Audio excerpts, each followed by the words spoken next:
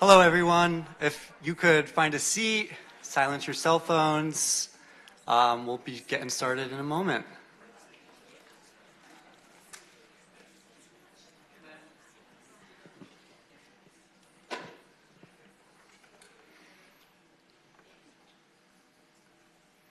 All right. Thank you all so much for coming to the inaugural Nature for Wellness Symposium. My name is Sam Kutsurek. I wear a few hats at the University of Michigan. I'm a second-year graduate student at the School for Environment and Sustainability here at U of M. The school is very fertile ground for progress and new ideas, and I love learning there. I also work at the Office of Campus Sustainability on campus. I primarily work with their Sustainable Labs programming, which is wonderful, but I also have the pleasure of working with the rest of the Waste Reduction and Engagement team on a variety of other projects ranging from bin standardization to resilient grounds across the Ann Arbor campus. The hat that brings me in front of you today, though, is my identity as a team member of the Nature RX project team here at Michigan. Our philosophy is really simple. Nature can heal. Time spent in nature has a myriad of health benefits, ranging from improved feelings of depression and anxiety to reduced blood pressure and cortisol levels to stronger pro-earth and sustainability behaviors. This symposium will explore many of the benefits and how, as individuals, as community members, as students, staff, and faculty, we can integrate nature into our sustainability and wellness visions on campus. I want to extend mine and the Nature RX team's immense gratitude to the Symposium and Nature RX sponsors. I'm very, very grateful for Information and Technology Services, Mathi Botanical Gardens and Nichols Arboretum, M Healthy, Voices of the Staff, Rackham Graduate School, and we're in their wonderful space tonight, the College of Literature, Science, and Arts, their Year of Sustainability and Wellbeing units, the School for Environment and Sustainability, the Planet Blue Ambassador Program, the Michigan Medicine Office of Patient Experience, and Michigan Medicine's Department of Communications. It's a very lengthy list of some of the most generous and wonderful people I've had the pleasure of knowing. There are countless individuals for me to thank today that got me here. My grandmother for teaching me to be curious outside and to take joy in nature. Dr. Cynthia Jones from UConn, my alma mater, for leading me into the Nature RX lifestyle and philosophy, and many of the Nature RX team members here at Michigan. I've been immensely lucky to have such a wonderful team supporting this initiative.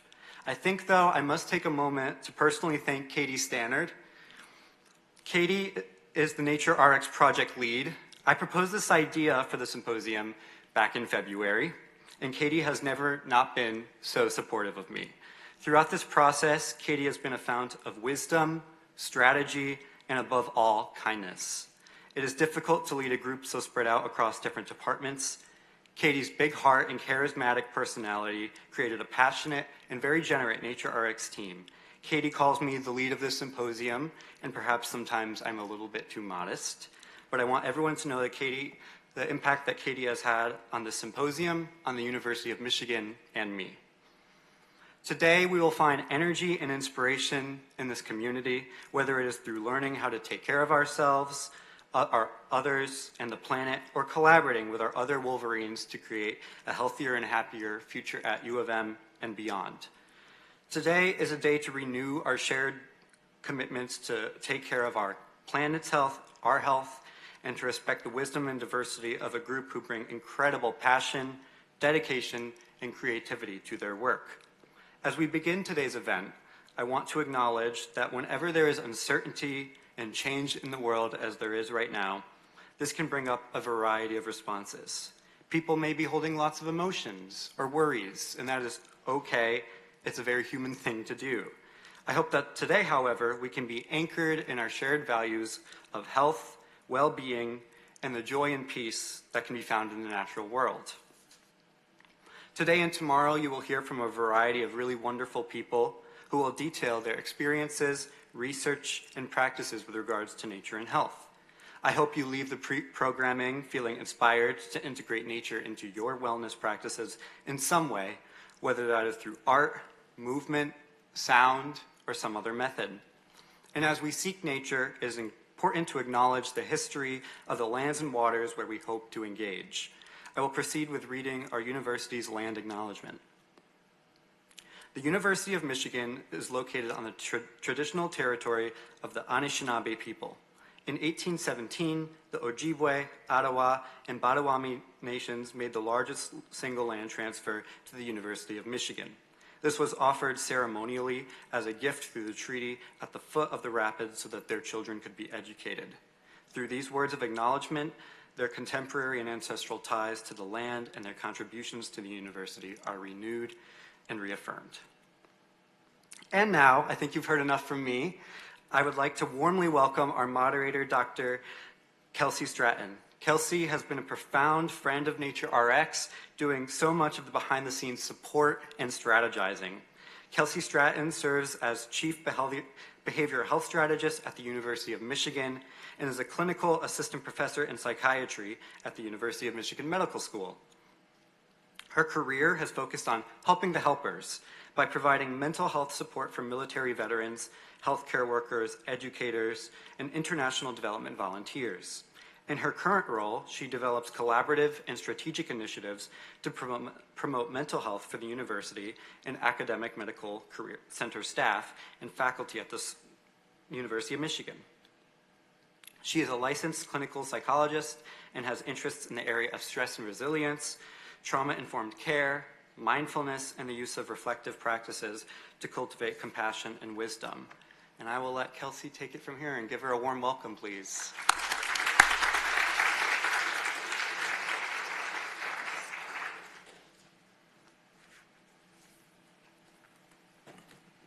Hello, good evening, everyone. So wonderful to join here today, and I'm really looking forward to this session.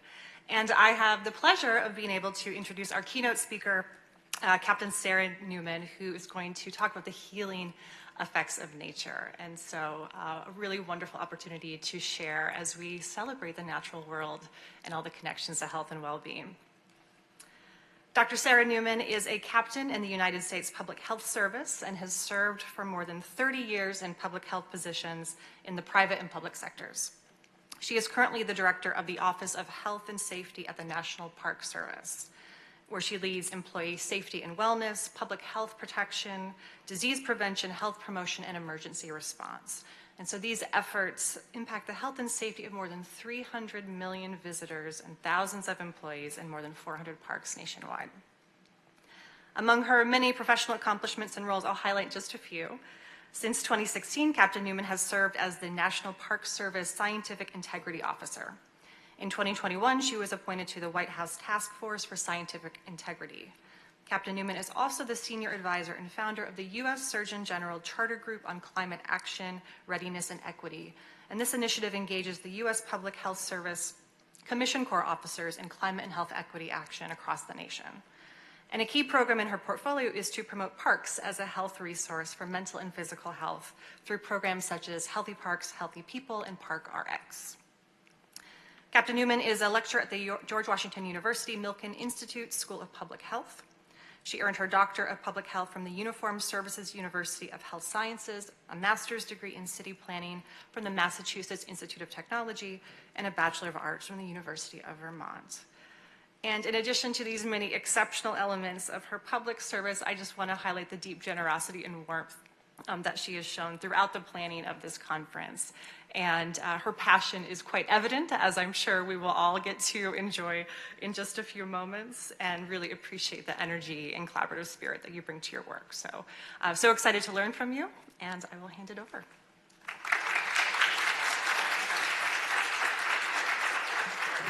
Thank you so much, Dr. Stratton. What a joy, a pleasure, and a delight to be with you. I'm so honored. And Wolverines, what a beautiful university. I spent today connecting with nature, which I very much needed, because we all have our ups and downs. And the weather was beautiful, and I thought, you get to go to school here. Do you realize? Before I start, I have to do a little pause, because I have to thank Sam. Because he contacted me 6 months ago, because of a connection at the National Park Service, and told me about this idea he had. And I just was floored. And I said, do it. And let me know how I can help. I didn't do anything to help him. But I certainly was inspired when we met, and he told me how it built and built and built, and all the support he got, and the tremendous staff, Katie included, who have helped him advance this. And it just shows you what one person can do. What one person can do with care. And in the uniform service, which we're like the military, we're one of the 8 now uniform services: Army, Navy, Air Force, Marine, Coast Guard, U.S. Public Health Service, NOAA. Does anybody know what the 8th is? The Space Force. The Space Force. And in the military services and sister services, we have a custom of honoring one another with a coin. And in the National Park Service, this fine gentleman here who works for the Park Service in Golden Gate, and is here today, knows this. We, like the military, produce coins. But we have a board that reviews them, because you can't put a Park Service logo on a coin without going through a board. And it took me 2 years to get this through the board, and it can only be given to somebody who does something extraordinary in public health. So Sam, I am so honored to give you this coin that combines, yes.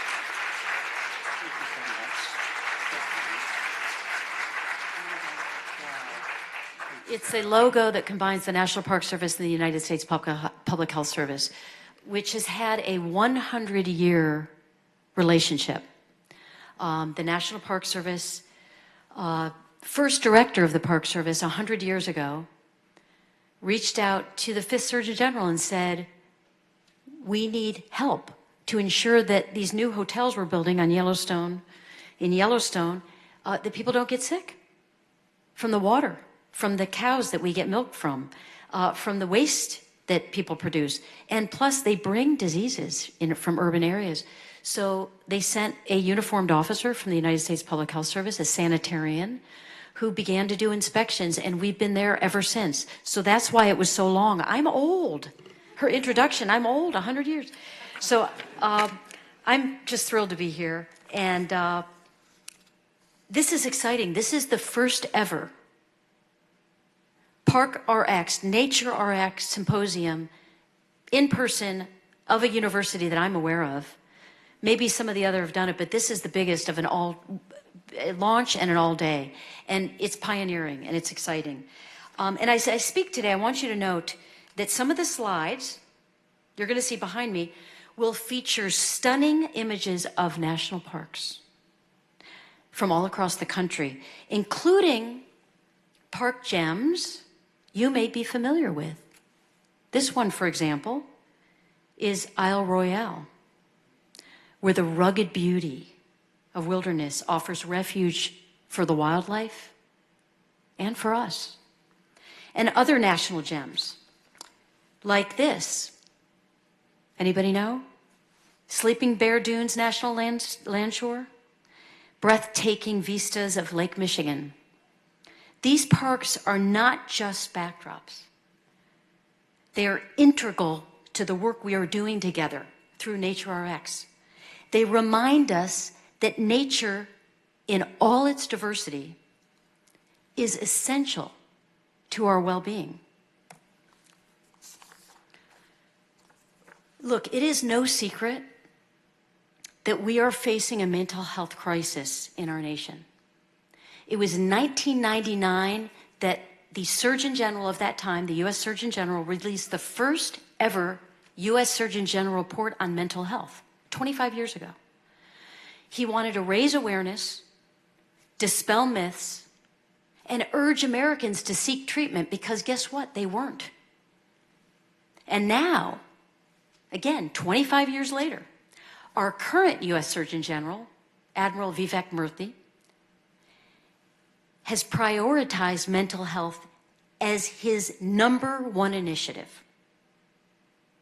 And on our college campuses across the country, anxiety, depression, feelings of isolation, are alarmingly common, with some studies finding that more than 60% of college students met the criteria for at least one mental health problem. Even in our hyper-connected digital world, people are reporting unprecedented levels of loneliness, isolation, mental health challenges, and a yearning for something more, a sense of belonging, of being part of a community. In our highly urban and technological lives, we're increasingly pulled indoors, bombarded with information, and actually distanced from each other. The profound disconnect between humanity and the natural world grows wider, severing us from green spaces that we need to sustain and nurture us. In many ways, we are losing touch with the very essence of what it means to be human, which is to be connected with nature. And this loss of connection to our natural world has health consequences. So before we go ever further, I'd like to ask you to take just a moment to check your own stress level. You don't have to share it. You don't have to write it down. But if you had to put a number to it, with 1 being the least and 10 being the most, what would be your number? Let's be honest. The current politics, the division in our country, the climate crisis, global instability, threats to equity in our nation are all a source of enormous anxiety for some people, and yet we can empower one another through community. And especially, this is true on a college campus here, where you have staff and faculty, friends, and opportunities to engage in so many wonderful activities to bring you this strong sense of community and support. And our stress and anxiety can also be alleviated by connecting ourselves to nature. However, I do not mean to make light of any struggles that you are facing. If you're finding yourself at the top of this scale and unable to get relief, then please know there are mental health services you can tap into here on campus and beyond. And I have to say, wait, did I already show this? Maybe I flipped ahead. All right, I'm ahead of myself. I'm impressed with what you have here on campus. You've got tremendous peer support, technology that offers calming meditation relaxation apps. You have online screening tools to help you understand where you are, your issues, virtual support apps. You have a wellness zone. Has anybody tried the wellness zone? I want to go to the wellness zone that has massage chairs, games, and meditation tools. Okay, that is nice. Now, there are other services. 988 is a lifeline support. It's 24/7. You can call or text anytime. And it's not just for a crisis, suicidal ideation or an immediate crisis. It's for any time when you have emotional stress. So there are services here for you. And so you need to know what your needs are and take care of yourself. But, and now we're going to get positive. We need more innovative solutions. Solutions that go beyond the walls of counseling centers and classrooms and online texts. And this is where Nature RX comes in, providing not just an escape from stress, but a scientifically proven intervention that reduces anxiety, improves mood, and fosters resilience. Research has shown that time spent in nature lowers cortisol levels, increases attention spans, and even boosts creativity. For students grappling with academic pressures, the uncertainties of the future, nature can be an antidote to burnout. And for faculty, for staff, nature offers a place of renewal, a way to recharge, to reconnect. Nature RX has the potential to transform the quality of people's lives, but not everyone has equal access to parks and green space. The pandemic has shown us that public access to nature is not only a necessity, it's a privilege. Many communities, especially underserved populations, face barriers, cost, safety, transportation, which limit their ability to benefit from nature-based health interventions. But through partnerships, through collaborations, we can work to expand access to these healing spaces so that all people benefit. Barriers to equity and access can be addressed by providing bus routes, shuttles to parks, green space, and waterways. Surplus food grown in community gardens can be used to stock food pantries. And getting our hands and feet in the soil has evidence-based health benefits. The mycobacterium in soil has anti-inflammatory effects on our brains, possibly lowering stress and improving our immune response.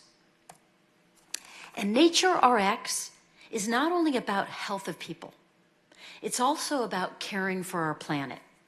Healthy Parks, Healthy People, an initiative that the National Park Service has championed for years, is built on the fact that parks and nature are the cornerstone of people's physical, mental, spiritual health, social well-being, and sustainability of the planet.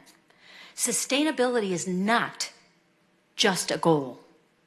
It's a requirement. If we are to maintain both the parks we treasure and the people that depend upon them. Sustainability is a key, and I took this picture, I just want you to know that, at Glacier. I have to tell you that when I went to Glacier about 1.5 years ago, I stood here. This was a Park Service meeting. You know, our regional, our division chiefs all had to go on a meeting, and we had to hike 16 miles to go to a campground. That's where I work. Why do you think I've stayed there so long? So we had a meeting, and we had to camp, and I woke up in the morning, or that might have been the evening, but I just have to tell you, when I walked out there, tears poured out of my eyes. I'm old, and I still see things that make me cry, you know? So it's the effect that it has on you to just see this. That's why I'm showing you so many pictures, because this is actually good for you. Did you know that? That looking at these views, she knows that, just looking at this is good for your health, because that's what we are connected to, is this is part of us. Nature is part of us. And when we see it, we feel something that we need, that adds something to us. Everybody needs a varying dose of it, but know your dose and get it. We talked about that. Sustainability is key because we really can't have healthy people in an unhealthy environment. So the beauty of this concept lies in its reciprocity, right?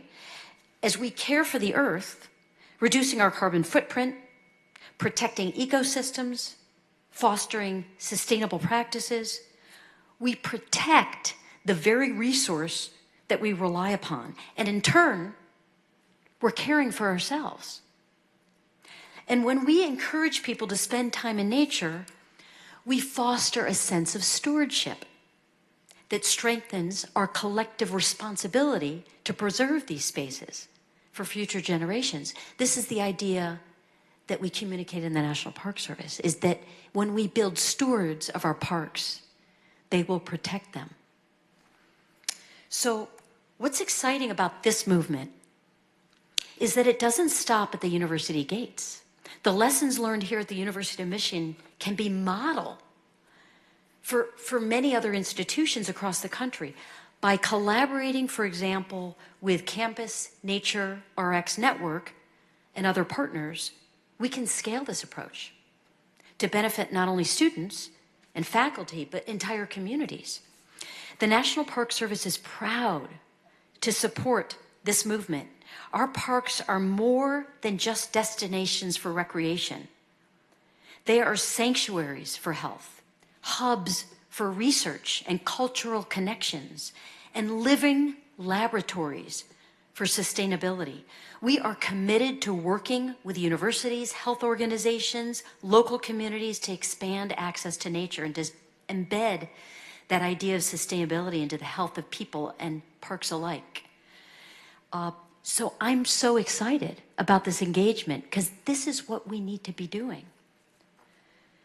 And this is where the University of Michigan plays such a critical role. As you continue to advance Nature Arcs here at University of Michigan and engage really productive discussions tomorrow, I do have a few recommendations. So I want to present a few of those recommendations quickly. They're just 5, and then I might have other ideas, but maybe that's all I had. These might be all my ideas. But here are the ideas. So first of all, engage students, right, in research and practice. So by weaving nature into the very fabric of campus life, and I see you're already doing it beautifully through Nature RX and other means, we create healthier communities, mentally and physically. And it doesn't require massive infrastructure. Simple shifts like incorporating outdoor classrooms, walking meetings, nature-based wellness programs, they can make an immediate impact. Another impactful way to sustain Nature RX is by integrating it into the student learning experience, encouraging students to participate in hands-on research in parks, gardens, other natural settings. It not only enhances their academic and personal growth, but it also prepares them to be the next generation of leaders in health, environmental stewardship, and public policy. The experiential learning opportunities offered through the Nature RX can be a powerful recruitment and retention tool for universities. We at the National Park Service have wonderful programming for students to engage in research. For example, if you link onto this QR code, you can connect to our Scientists in Park program, which are paid internship positions for this coming summer, mainly for college and graduate level students. They are posted usually in early mid-December, and there should be about 120 and 150 positions. They're really exciting positions, and that's just the start. There are many other opportunities, maybe in the Office of Public Health, Office of Health and Safety. That's one idea. How about institutionalizing Nature RX and university health and wellness programs? And it looks like that's starting or is really coming along. For Nature RX to have a really enduring impact, it needs to be embedded within the core of the university health and wellness strategies and programming. So collaborating with campus health services to prescribe nature-based interventions for stress relief, anxiety, depression, can normalize this approach and make it part of the everyday wellness landscape. Universities like Michigan have the resources, they have the influence to pioneer this integration in a way that sets a national standard. And students, faculty can and should assess the impact of it. It could be part of their learning. It could be part of their master's or dissertation work. I mentioned it before, but I feel like I should say it again, which is that promoting equity in access to nature is really important. And so I think it's critical to design programs that are inclusive, that are accessible, ensuring that underserved communities, students from diverse backgrounds feel welcome, individuals with disabilities are welcome, are able to engage. So these are important parts of I think what makes it a rich program. 4, and I just have 5. The 5th is short. National parks offer unbelievable opportunities to study health benefits of nature. So in partnership with the National Park Service, and this is a little different than working for the Park Service, my thought is partnering with the Park Service. We are a laboratory. Over 420 parks, units nationwide. You said it, Kelsey, over 300 million park visitors. What an opportunity to understand the impacts of nature on well-being. We just initiated a pilot study in Yellowstone National Park to assess the impacts of outdoor engagement on youth mental health. And we are particularly interested in understanding climate anxiety. And it's really interesting. We did this study before they started the program. These are kids age 16 to 18, 15 to 18, coming from diverse backgrounds.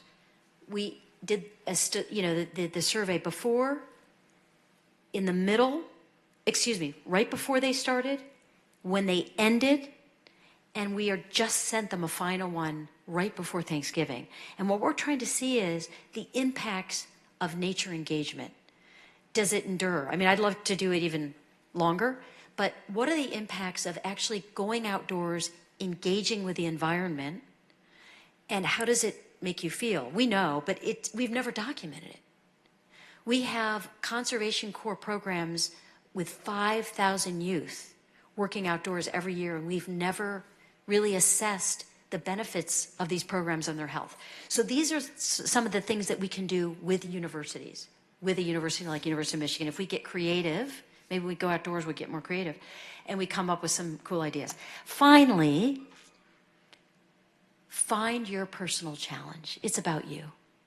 At the end of the day, it's about you. Because first, you need to take care of yourself. That's why they say when the oxygen comes down, take care of yourself first, then your kid. It's first about you. And what are you doing to gift yourself nature every day? So with that, I am so happy to be here and answer questions or learn from you. I would love to ask you questions, but that's it, I think. Oh, I did have an exercise. Can I do that? Should I do that now? Should I do that now? Okay. So we're going to do something fun. We're going to do an exercise. Okay, let me go in front of the mic. We're going to do an exercise. Do you all have sticky pads and a pen? Okay. Deep breaths. We're going to do something. We're going to take a moment to connect, and I'll show pictures while we do it because that's always nice. We're going to do something to connect personally with nature through a simple yet very powerful exercise. It's called 3 Good Things in Nature. And let me get to it. So first, I'd like everyone to sit comfortably. Okay, I'm going to put a nice little background here. Sit comfortably. Your feet right on the ground, on the floor. Close your eyes. And take a few deep, calming breaths. In through your nose and out through your mouth. Let your shoulders relax. Relax your whole body and breathe. It's really nice to be able to breathe. I appreciate that. Now let's shift our focus inward. I want you to think about a special place in nature. Somewhere that holds meaning for you. It could be a park you visited, a quiet place in the woods, a beach, a mountaintop, a special place where you live, even a memory from your childhood. Let that place come into your mind. Picture yourself there. keep breathing and be intentional about deep breaths. With each breath, let yourself settle into that place. Think about how it feels to be there. Imagine the sounds around you. Maybe the wind in the trees, the call of birds, or the sound of water. What do you see? The colors? The light? The sky? What can you smell? The scent of pine, fresh rain, or salt air? And think about what you might touch and feel. Rough tree bark, soft sand, cool grass beneath your feet. Really take in that place with all of your senses.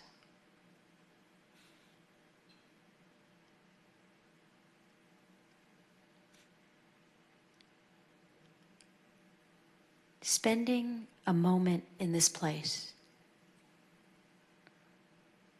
I want you to bring to mind 3 good things that stand out to you about this special spot in nature. These can be anything that you appreciate. Perhaps it's the way the sunlight filters through the trees. Perhaps it's that smell of fresh air, that feel of the warm breeze on your skin. Or just the quiet solitude. Hold on to those 3 good things.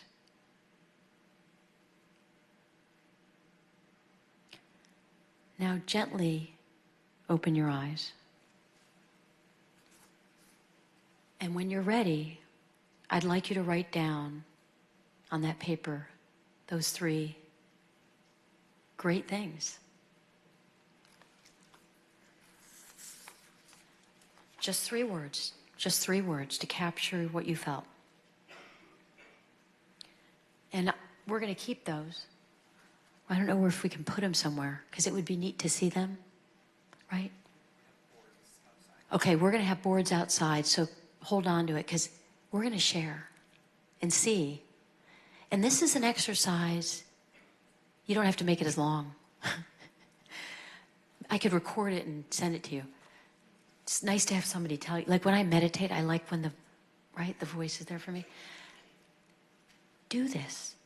If all you do is breathe, the air, and sometimes I think about COVID and dealing with that response, Dr. Ernst, and I think about how many people couldn't breathe. How many people couldn't breathe, and I couldn't take a full breath. And I can't tell you, as a public health practitioner through that, I value breathing more than I ever did. Just being able to take a deep breath. So times that are hard, and I'll say it's been a couple rough days for me. It's breathing, being here at University of Michigan with you, and feeling like there's hope for our future. Because there are so many wonderful, wonderful, wonderful people in this world who care. And sometimes it's just connecting with those people, but sometimes you just need nature. When my kids were really young, and they were very upset, it's normal. Outdoors, first place we always took them. Whether it was raining, snowing, sleeting, we pulled them outdoors. And to this day, my daughter, I was telling Kelsey, who's 24, when she was crying on the phone, because people cry, yeah, I recommended, and she knew I would say, go out, get a wide tree and hug it, baby.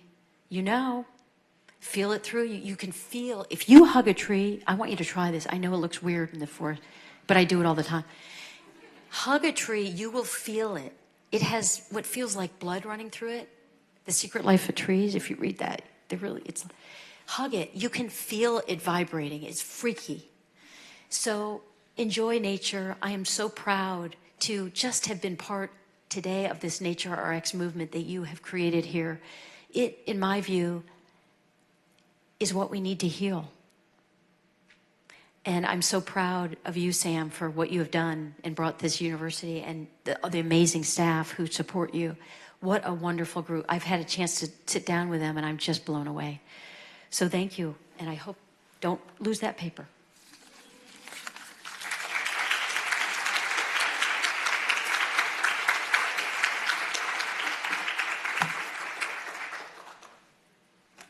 Well, thank you so much for the recommendations and inspiring message. And we have some time for audience questions. So there are some microphones on either side of the auditorium.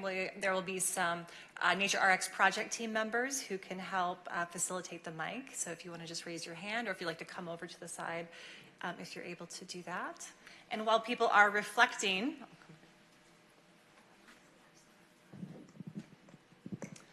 just a follow-up question to get started. So, I think about your role, and you get the privilege and honor of talking with so many different people, visiting so many incredible places.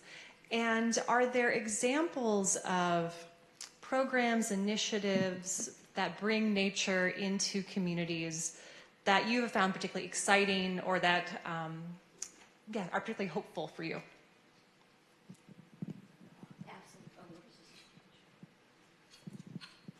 Absolutely. Ooh, that was loud. Yes, I mean, working in over 400 parks, I absolutely haven't seen all of them.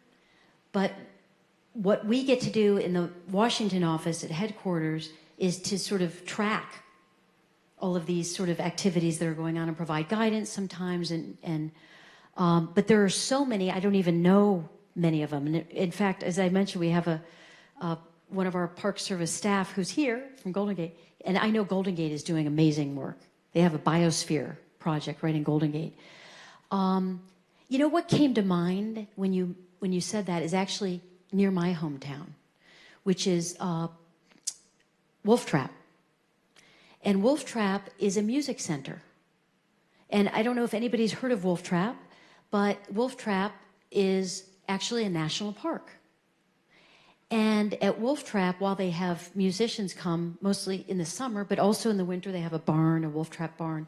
So it's a concessions because it's run by, the Wolf Trap Foundation and people come and they pay and they watch musical programs and concerts. But they have a garden, a community garden at Wolf Trap, where kids come from the communities and they can plant plants and garden, and they cultivate. And watching these kids, I mentioned soil because soil is so important, but watching kids get dirty, and many kids are afraid of soil.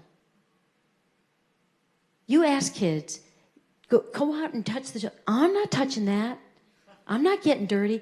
Kids today are afraid of soil. They don't want to put their feet in it. They don't want to touch it.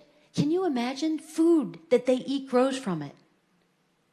And they don't want to touch it. Ask them, show them mint and pull it off. And I once pulled mint off and put it in my mouth. What are you eating? It's mint. Now, you don't do that with everything. But kids don't realize this comes from a tree. Everything we have. So being at Wolf Trap and observing these kids get dirty and laugh, and the spirit in them changes, right? They're, I'm bored. I don't want to do this. Why do I have to be? Then suddenly they get in dirt and they have to dig and they have a project and they do it and they're growing something. And then when these kids see what they did, that they planted a seed and now it's growing, it's the most inspiring thing. So these are the community projects that they seem simple, but they're profound. So that's just one. Well, thank you. We have some questions.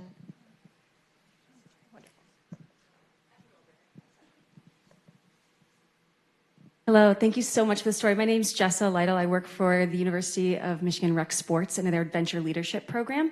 And I was really enthusiastic when you mentioned your Yellowstone Youth Mental Health Pilot. And even just hearing that story, I can resonate with it so profoundly on the way that we lead students on our trips and do a lot of the programming that we do.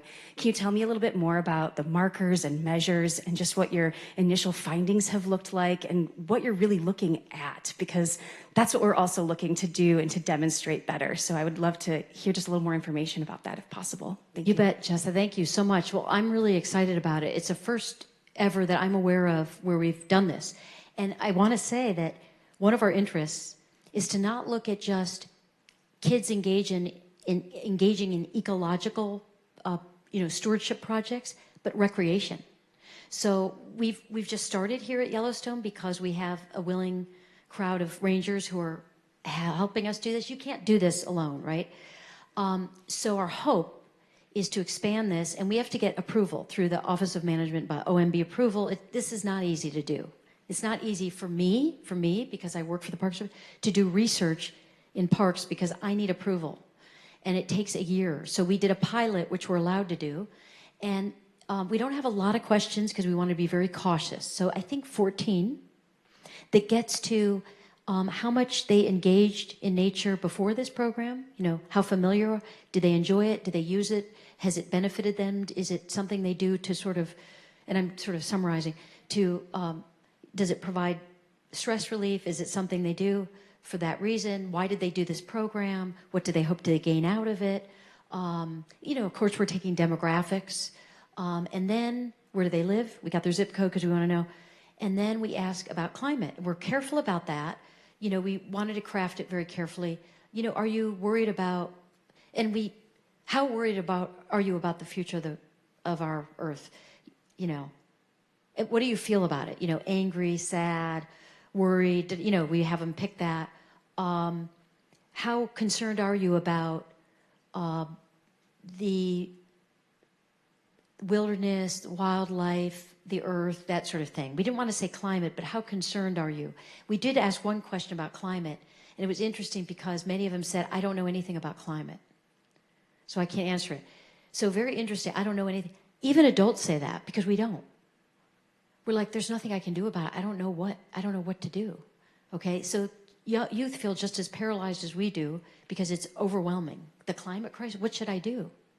Stay in my home and not drive? So then we want to know after they did it, so did this program do what you thought it would do? How, to what degree did it give you relief from stress if you had it? Another question we asked, and the reason I asked it, I'm looking at you, is because the American Psychological Association, APA, and Eco America did a study on youth mental health. And they asked youth something like, to what degree does the government action or inaction as it relates to climate give you stress? Does it give you anxiety? Are they doing enough? Is the government doing enough to address the climate crisis? Yes or no? And does it give you anxiety? That was the questioning. And overwhelmingly, children, youth, said yes. The government's not doing enough, it's giving me anxiety. Well, when I saw that, I said, well, they didn't ask about industry, and they didn't ask about your community, they only asked about the government. Well, I work for the government. So I'm like, yeah, we're not, what do you mean we're not doing anything? We aren't doing enough, but what about industry? The commercial sector. So I added that, which is government doing enough? Is industry doing enough? Are your communities doing enough? Guess what we're seeing? The kids are saying industry's not doing enough. It's not just government. So when this study came out from Eco America, they said government's not doing enough, which is a very prominent study and doesn't look at the full picture. So this is one element that I think is important, is don't just put the blame or the responsibility on the government. There are many entities. And with kids, you don't want to say NGOs and all that, but it's government, it's industry, and it's your community. So we'll see. I have a doctoral student who's entered the data. We have not done the third part yet. So I said, get it to them before Thanksgiving, because isn't this the time we're all stressed? So I want to see if it's lasting. There's some lasting benefits. One of the things, we did a focus group with these kids, not with the kids. We did a focus group session with the youth leaders. That was fascinating. So we did a focus group with the youth leaders. They're 18 years old. We thought they were going to be the leaders. We thought they were in their 20s. And we're like, well, you're leading these kids? You are kids. But so they're leading the kids because they did it last year. So they actually answered the survey, which we didn't mean for them to do because it's fine. We know who they are. But this focus group was fascinating because we brought nothing up about cell phones. And we felt like, shoot, we should have asked about. But in this dialogue, they said the one thing that is, because we did ask was it hard for the kids not to use their cell phones? You know, was that a problem for them to connect with nature when they're so, and they said, well, maybe for a day, but let me just tell you something. This is what they said. It is such a relief to not have that cell phone. That is the biggest benefit of being outdoors. And also we rely on each other. We have to build a fire, we don't look it up. We have to do this, we don't look it up. We ask each other, we're working together, we're socializing, we're building community. And I said, does it last when you go back to school? And they said, no, we're back trapped. I said, really? And then they said, wait a minute, no, actually. And all of them said, yes, I think about it more. I think about it more. I don't do it as much. So that was interesting. The cell phone use, the addiction, which, as you know, the U.S. Surgeon General just put out a warning saying that cell phones should be, we should be putting, warnings on them. Anyway, that was a long, long answer. And I don't even know if I answered it. I got lots of information. I appreciate it. I don't think I did. A little bit.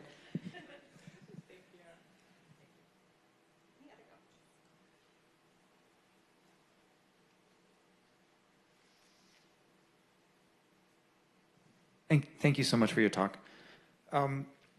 One of your 5 recommendations was institutionalize it. And the University of Michigan is a rich environment for just this. And you unpacked institutionalizing it by making it a prescription. Can you go into that even a little bit more? Because I do think that University of Michigan Health is connected to the University of Michigan, and we have like a really special place that we could give permission to people to prescribe this, but how would we do that? So great question. It's like at the heart of what I think we need to do around the nation. Park prescription was started in 1912 at Hot Springs National Park. It was brought there by a doctor, a public health service officer, by the way, who got it from Max Ortel in Germany. What is it? It is a prescription to cardiovascular disease patients with a map with 5 to 6 different colored areas where they would walk in Hot Springs National Park, which, if you know Hot Springs, it's also where there are hot springs, baths, to treat tuberculosis and other issues. One of the most equitable of 1912 because they actually provided the same bath, not area because it was separated, to indigent people. So it was one of the few places that was actually provided a service to indigent, and they got their own bath. But this park prescription is historically something that has been documented and exists. And he would, I have the prescription. You can see it where he said, you will walk this and we'll come back. So we should be doing this now. We're not. At the National Park Service, we're promoting park prescription, nature prescription, as something we should be doing and integrating into our health system. They do it in Australia. And if you talk to one of the pioneers of park prescription, Dr. Robert Czar, you can look him up. He started park prescription in DC. He's now created Park RX America. And he created basically a database, electronic record, where a doctor, it's a 3-minute click. The patient comes in, and he did this in Unity Healthcare in DC. It still exists. Patient comes in. Again, this is a lower income community.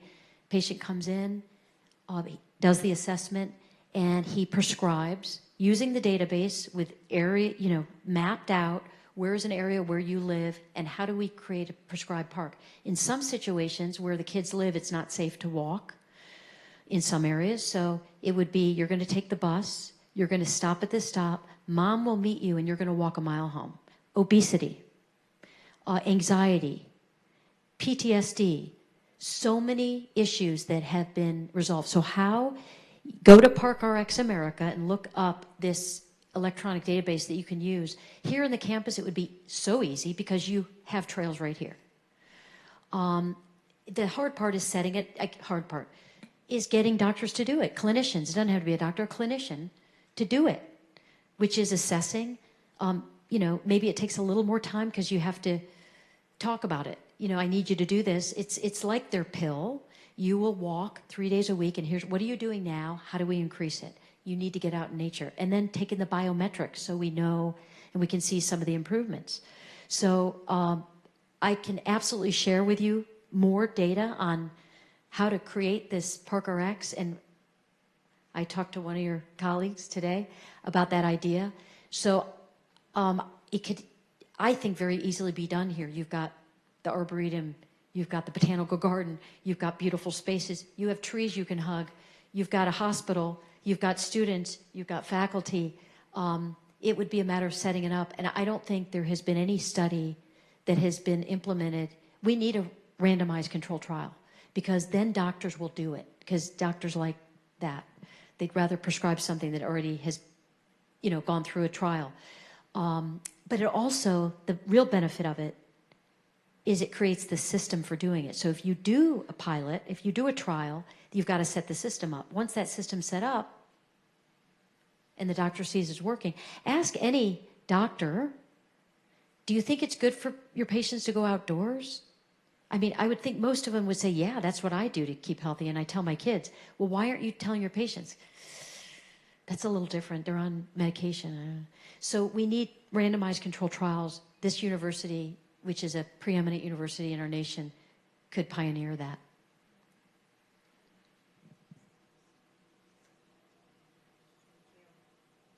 I think, unfortunately, we are at our time, although it's not the end of the activities for this evening. So if we could please give a round of applause. Thank you for a wonderful talk.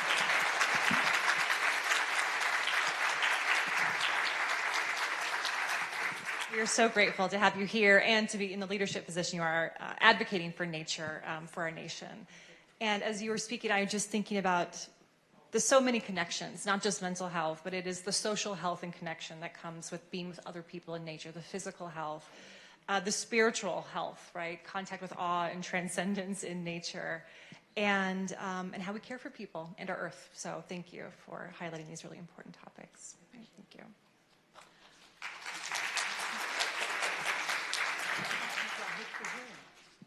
Oh.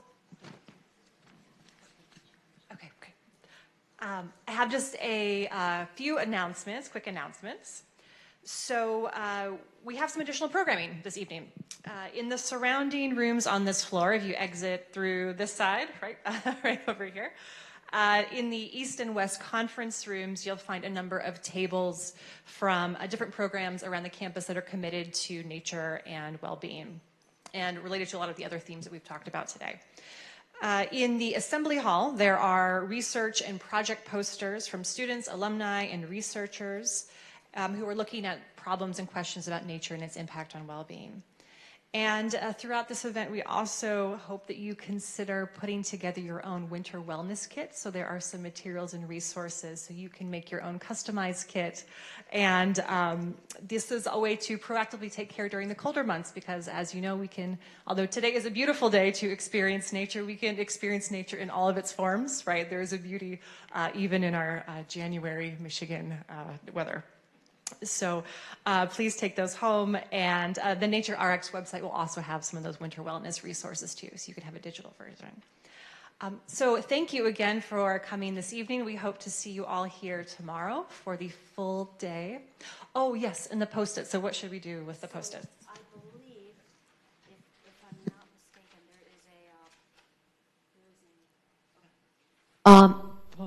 mistaken, there's a poster board. In the assembly hall, there are 2 boards. Please put your Post-it up so we can look at it, we can appreciate it, and take a picture of it so you can remember some of these things. Wonderful. Thank you so much.